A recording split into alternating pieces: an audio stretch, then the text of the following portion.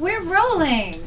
Hello, everybody, and welcome back to a very merry classic TV holiday event. Can you tell it's been a long, long evening, but a wonderful one. Yes, and thank you so much. Hello, hello. Hi. Alrighty, our three final guests are very special people, actually. She is an actress, supermodel, and entertainment spokesperson and correspondent. You've seen her on Extra and the daytime and primetime editions of NBC's Deal or No Deal. She's acted on daytime serials such as Passions and Days of Our Lives. You've also seen her in TV commercials for Kohl's, Bailey Fitness, and V8, as well as in high-level print ads for Venus Swimwear, 24-Hour Fitness, Redbook, Cosmopolitan, and Glamour. He is a TV icon who has for decades made an indelible mark on one of TV's most popular shows, best known for his early regular roles on Lassie and later on Chips. He's also made countless guest appearances on groundbreaking TV shows like Room 222, TV movies like The Girl Most Likely To, The Great American Beauty Contest with Farrah Fawcett, and Mr. and Mrs. Bojo Jones. And then our third special guest is an icon of the 1980s, and today she is multi-talented, and she's a writer, a comedian, an actress, and that would be Miss Lydia Cornell of Too Close for Comfort with Patricia Carroll and Larry Wilcox. Welcome them all. And curb your enthusiasm, that's correct. Hi, Carol, how are you? Nice to see you. Okay. All right. Okay, there we go. This is for you. You get to be in the middle. You know what? No, you get to be in the middle. Yeah, there you go. There's a microphone behind you, Okay. if you don't mind. I figure boy, girl, boy, girl. There we go. Here you Girl. All right, now this is really kind of a reunion for Lydia and Larry because I believe you did a Chips episode. Did I do a Chips episode? No. Randy Oakes was on our show, though. Randy Oakes co-starred on I thought you did a Chips Isn't that episode. weird? I did not do a Chips episode. You're thinking of Heather Thomas. Or Heather Locklear.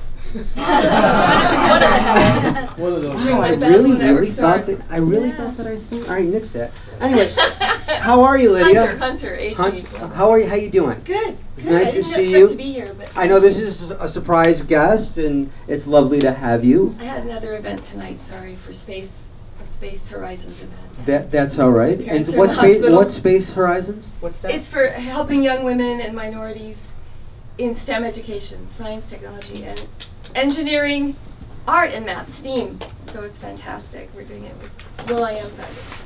And I have to say that Lydia is really, she takes her position as well in the public, and she really does so many positive things with it. She's always posting on Facebook and Twitter positive thoughts and reaching out to the community. You, like so many here, represent the exact thing that I believe the Classic TV Preservation Society is all about. You use your talent and your spirit to bring joy and light to the world. That sounds corny, but it's what you do, and it's what all of us, I think, should do. Thank you. And we applaud you for that. Thank you.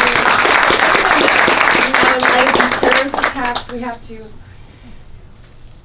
join together and bring hope to others and start really helping people. I think TV and comedy is magical. I think we can really change the world with comedy.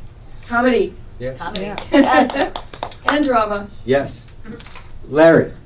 Yes. How many people, have come up to you and said, "I'm a police officer because of you," or there was something on Chips? Because Chips was a family police detective series, correct? Would you say that? Right. So talk about some of the experiences that you've had with fans and how you've inspired people to either become police officers or in some positive way that they were affected in their lives because of your show.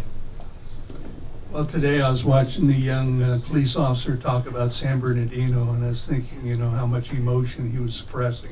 PTSD right there live, Having served in the Marine Corps in Vietnam, I always feel a special place in my heart for policemen and what they've gone through. When you're sitting in your car and be assassinated, it's not cool today, right? So we work with a group called Fallen Heroes, the Fallen Heroes Police and Firemen. And then we have a mobile application, which would help you, by the way.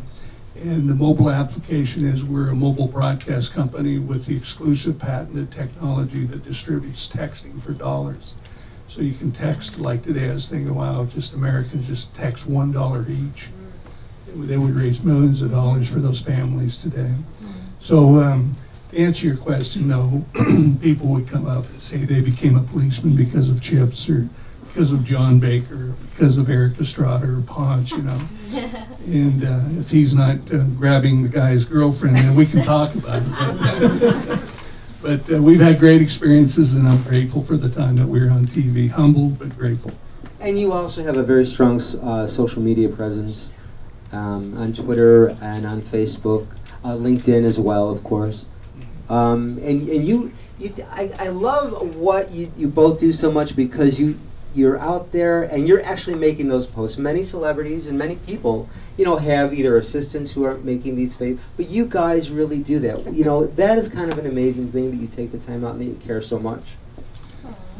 Yeah, in my case, and I'll make sure I look up your site. Thank you, by the way. Thank you, by the way. And, you know, we have a site called LarryWilcox.net, but it's really not about me. It's about the people. And, you know, I think that most of us in the entertainment business are happy that we're employed, and but you shouldn't be impressed with it. It's just a job, as far as I'm concerned.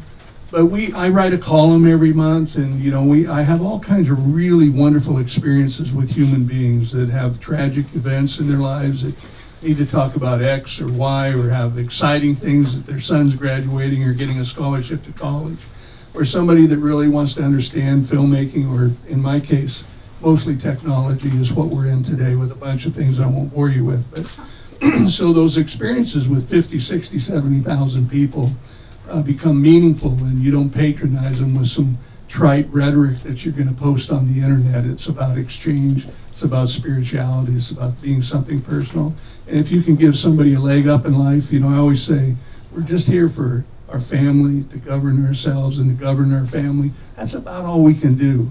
And when you start talking about governing the world, the state, the city, the politicians, it doesn't happen. So just give them a leg up, and that's what we do. Except I think young women in this pop culture society there's so much porn everywhere. Mm-hmm. And in our era, I'm even ashamed that there's eBay photos of me out there with bikinis, and they use me as a sex symbol. So my new movie, I'm writing a movie, and the log line is, all human suffering is caused by Victoria's Secret. Which is so true.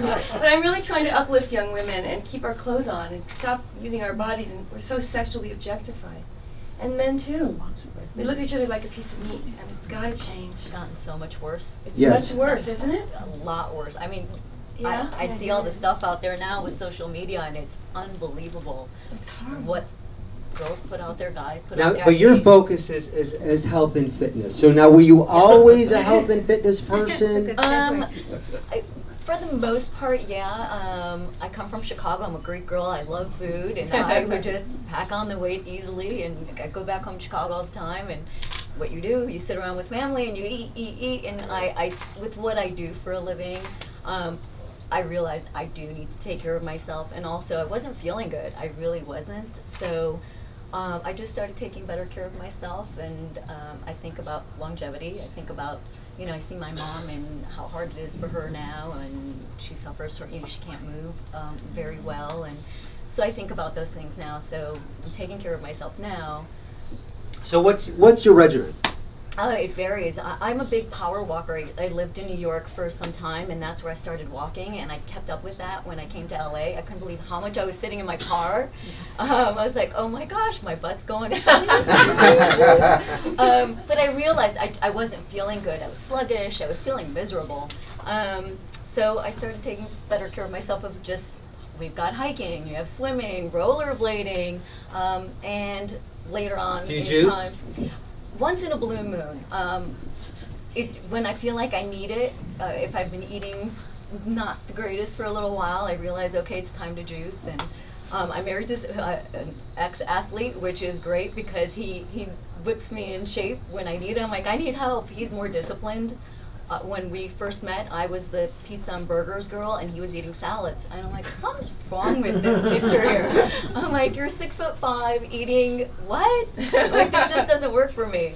But with what we do for a living as well, it's just taking care of ourselves. And even if I didn't do what I do, I would want to feel good and take care of myself. And in the world today and the way it is, it's sad to see how much people are being dissected, and you gain a little bit of weight. I've had people say to me, you didn't get that job because you were too big. Right, I've right. had somebody tell me, you didn't get that job because you were too small. And it's like, okay, wait, first I was big, now I was small, too small. So I've heard where you're not going to work because you have a big nose. I've heard you need plastic surgery, you need this, you need that. Unbelievable. So it's amazing what people will say, and you just have to kind of just not take it personally. Have your own inner, Right. inner And strength, realize and your where own inner life. It's their own thing and their own perception, and you just need to just let it go, Let it and go. not take that in and just. Well, sometimes I post thoughts of my own on Facebook. Sometimes, because I don't like self-promotion, as many of you know. But you have to stay positive in the midst of which is a very tough world. Let's face it. It's a broken world. That doesn't mean that we always have to be broken, and that doesn't mean that we have the power to fix it. But all we can do is do our best. Now, did you ever work on a classic TV or a Christmas episode of any of the shows you did? On Deal or No Deal, we did do. We were on there for the primetime shows, 4 seasons, and each year we did a big Christmas special, and it was so great. They dressed us up, of course, and pretty dresses each year was a different color, but the stage was amazing. We even had an episode where the guy was from, I think the town was called North Pole. It was in Wisconsin or something, and he looked like Santa Claus, and it was so cool to have him there and being a contestant. And we had Christmas carolers, and they Nice. just really dressed up the stage every year. They outdid themselves Nice. each year, so it was pretty amazing to be part of that. And Perfect. so much fun. You got a great spirit. Doesn't she have a great Yeah. spirit? What a writing spirit. Larry, any Christmas episodes of Chips that you can share? Or No, I don't think we did any Christmas. We may have done one or two. You guys Who ever knows? We did caroled them on the for fun. motorcycles We down did. the road? We did the Great American Beauty Contest with Farrah Fawcett on Christmas. But all the guys from Ohio State were playing football here, and they all wanted to see Farrah, not me, right? And you kissed Farrah, isn't it I true? did, kissed her and did all that, and then Did all All that. mistaking words, excuse me. And then we did Dirty Dozen in London during Christmas, and that was a great time when the dollar was very strong. So. And you're a family man, so do you have any special Christmas stories from maybe off screen that you could share that are... What is this you're holding, by the way? Oh, I bought this book for my son. He's Oh, I thought you wrote it. Sounds like No, I didn't.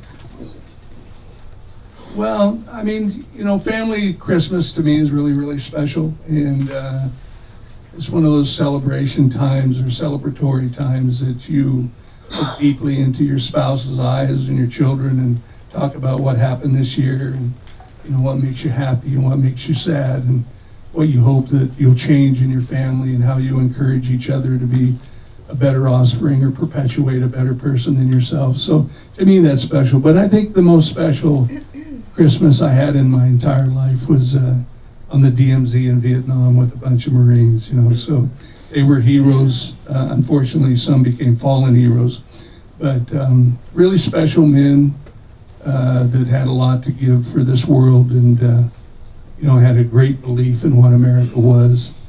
Notice I said was. So God bless you, and thanks for having me, Herbie.